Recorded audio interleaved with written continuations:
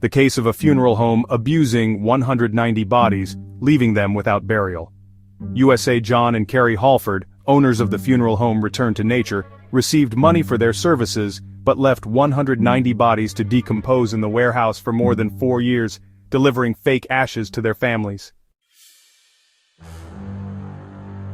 In September 2023, people around the town of Penrose, Colorado, noticed a foul odor lingering in the air. At first, they thought it was the smell of a leaking septic tank or the smell of dead animals, but later determined that the smell of death came from an abandoned house.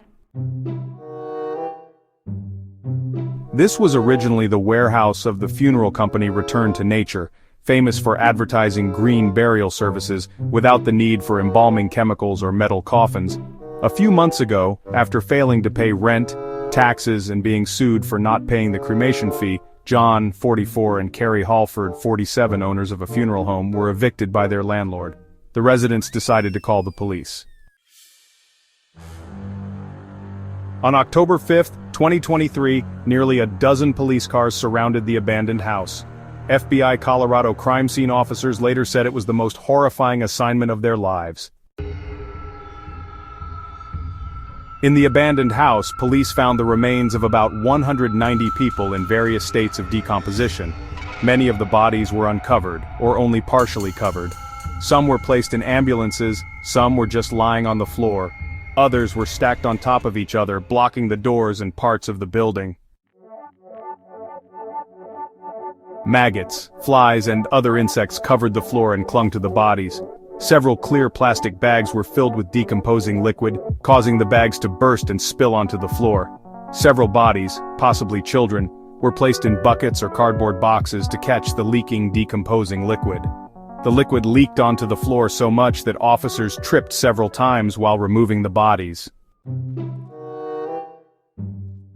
Investigators also found personal items that were likely given to Return to Nature by relatives of the deceased, with the intention of burying or placing them with the remains, the FBI report said.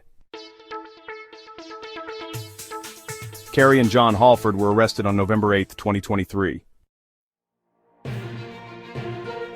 Return to Nature was founded in 2017 in Colorado Springs and was deeply in debt. The company charged $1,895 for what it called a natural burial, no embalming in a biodegradable casket, no shroud, as natural as possible. According to the company's website, which is now closed, the cost did not include the cost of caskets or cemetery space. Green burials are legal in Colorado, but state law requires that any body not buried within 24 hours be properly refrigerated. Most of the bodies were cremated by family members, while the rest were naturally buried, according to police. But instead of cremating or burying the bodies as reported, 190 bodies were left to rot at room temperature for an unknown period of time. The longest held body was found in 2019, authorities said. Yet, Carrie and John Halford continued to collect money from families, insurance companies, the state of Colorado, and other agencies. The shocking and heartbreaking details of the case have raised concerns about the $20 billion a year industry. According to IBIS World Data, there are more than 22,000 funeral homes in the U.S. as of 2023, more than 70% of which are privately owned and mostly taken over by large, wealthy businesses. Because the funeral industry does not require price transparency, service users are often in a lower position. According to the National Funeral Directors Association, the average cost of a funeral with a visitation and burial is $8,300, with cemetery fees, monuments, headstones, flowers, candles, and so on, which can be up to $12,000. But for the victims of Carrie Halford and her husband, even after paying, they do not even know whether their loved ones have been buried or cremated. Investigating the case, the FBI called on all families who had funeral contracts with this company between September 2019 and August 2023, when it closed, to contact the authorities to speed up the process of verifying the identities of 190 bodies. At this time, many complaints were also filed with the investigation agency, in which families who had used services at Return to Nature expressed suspicion that the urns that the company delivered to them were actually cement dust. While John and Carrie Halford were facing federal charges of 90 counts of abuse of a corpse, 50 counts of forgery, 5 counts of theft, and 4 counts of money laundering, 125 families of identified victims filed a class action lawsuit in the civil case.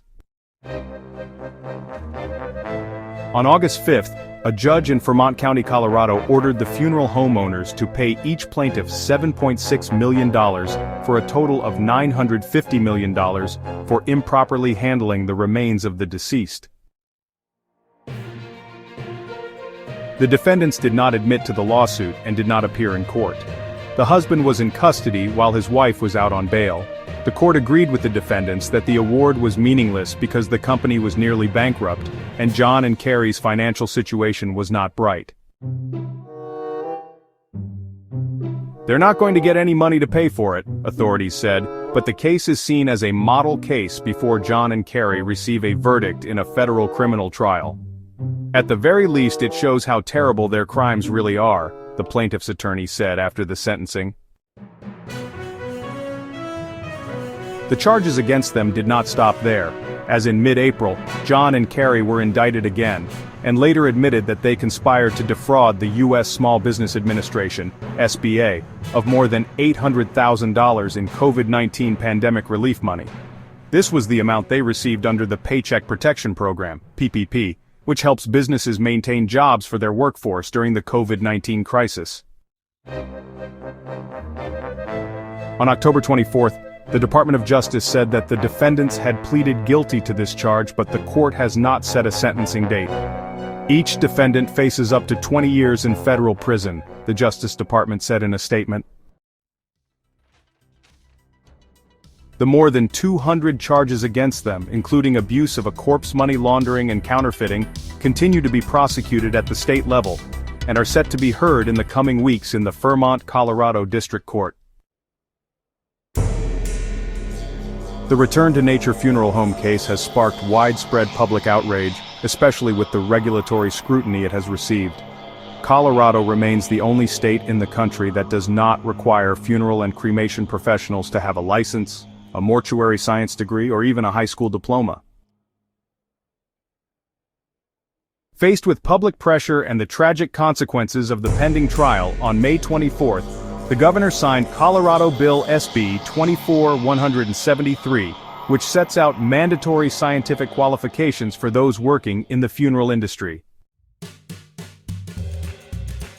The law tightens licensing requirements for businesses and practitioners, requiring a clean criminal record, a college degree in a relevant field, completion of a mandatory vocational course of at least 1 year, at least 4,000 hours of practice, a license that is only valid for 3 years and must be tested for renewal.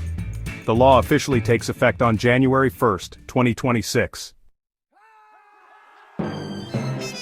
The passage of this act is considered a major victory for consumer protection and the dignity of the deceased.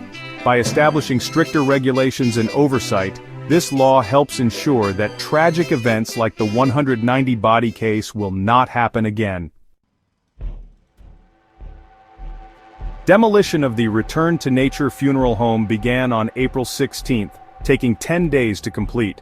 Fremont County officials and pastors held a memorial service for the 190 victims of the funeral home, hoping the demolition would bring closure to the family.